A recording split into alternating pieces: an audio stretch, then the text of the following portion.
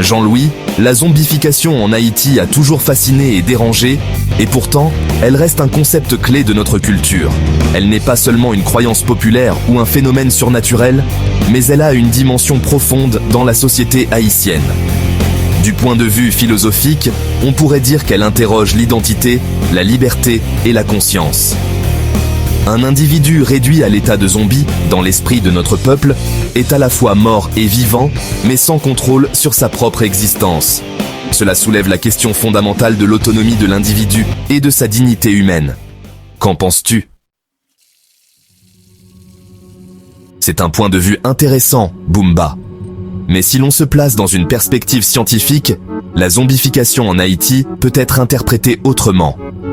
C'est souvent lié à des rituels vaudous, où une personne est, prétendument, réduite à l'état de zombie par un bokor ou sorcier via l'usage de substances psychoactives, comme la poudre de poisson pufferfish, contenant de la tétraodotoxine. Cela affecte le système nerveux et peut amener l'individu à adopter des comportements étranges. D'un point de vue scientifique, on pourrait donc comprendre la zombification comme un phénomène pharmacologique et neurobiologique. Mais cela ne répond pas nécessairement à la question du sens et de la philosophie derrière la zombification, dont tu parles si bien. Exactement, et cette interprétation scientifique ne fait qu'effleurer la surface de ce qu'est la zombification pour notre peuple. Du point de vue philosophique, ce n'est pas simplement une altération de l'état physique ou mental, mais une manière de manipuler la nature humaine. Elle questionne la frontière entre la vie et la mort, entre l'être humain et ce qu'il devient quand il est privé de son âme, de sa conscience. L'acte de zombifier est une forme de contrôle absolu, une forme de pouvoir extrême. Pour le peuple haïtien, elle est aussi liée à des enjeux sociaux et politiques. Certains la perçoivent comme une manière de maintenir les classes populaires sous contrôle, sans jamais qu'elle n'émerge du silence de la souffrance. Tu as raison. C'est l'une des raisons pour lesquelles la zombification est si complexe. Elle traverse bien des dimensions, à la fois spirituelles, sociales et politiques. En Haïti, elle a été utilisée comme une métaphore de l'oppression sociale, notamment pendant la période de la dictature de Duvalier, où le peuple était considéré comme des zombies sous le contrôle des tontons macoutes. Les tontons macoutes, avec leur pouvoir autoritaire, ont agi comme des bokors politiques, asservissant des masses entières sans qu'elles n'aient conscience de leur soumission.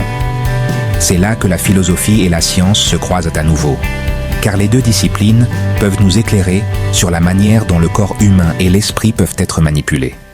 Boomba. En effet, la zombification a un impact profond sur l'inconscient collectif d'un peuple. C'est comme une perte de soi-même, une déshumanisation totale. Et dans un contexte de souffrance extrême, de pauvreté et d'instabilité politique, l'idée de la zombification trouve un terrain fertile. Elle devient une métaphore de la soumission, de la dévalorisation de l'individu, mais aussi un mécanisme de défense face à l'angoisse du contrôle total. Les Haïtiens, à travers cette croyance, se battent contre une forme de mort spirituelle et sociale, un processus qui les prive de leur liberté et de leur dignité. C'est là où nous pouvons réellement faire le lien entre la zombification, la philosophie et la psychologie.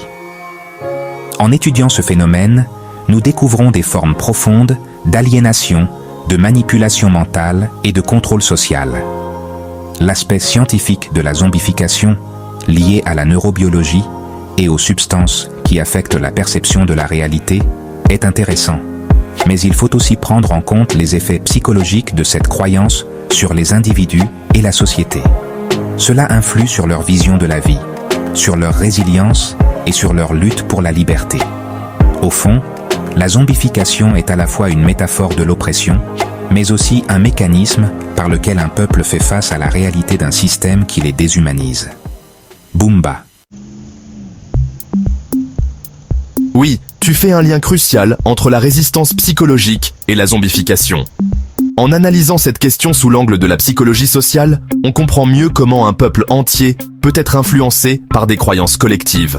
Mais la zombification, telle qu'elle est vécue dans le folklore haïtien, fait aussi appel à un concept spirituel fondamental, l'âme. On ne peut pas ignorer le lien profond qu'entretient l'homme avec l'au-delà dans notre culture.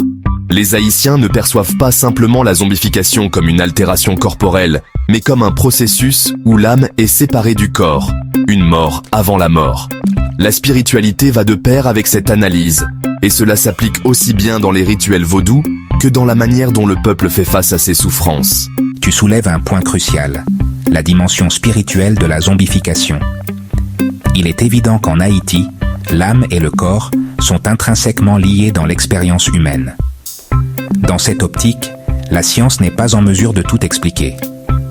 Bien sûr, elle peut nous montrer comment des substances peuvent modifier la conscience, mais elle ne peut pas rendre compte de l'expérience spirituelle de la zombification, ni de la manière dont elle reflète les luttes sociales et politiques. C'est un phénomène qui dépasse la biologie et qui est profondément enraciné dans la culture, la psychologie collective et les croyances religieuses de notre peuple. Bumba. En fin de compte, Jean-Louis, le débat sur la zombification, nous renvoie à des questions essentielles sur la liberté, la conscience, l'identité et la lutte pour la dignité humaine. C'est un phénomène qui mêle science et philosophie, matérialisme et spiritualité, oppression et résistance.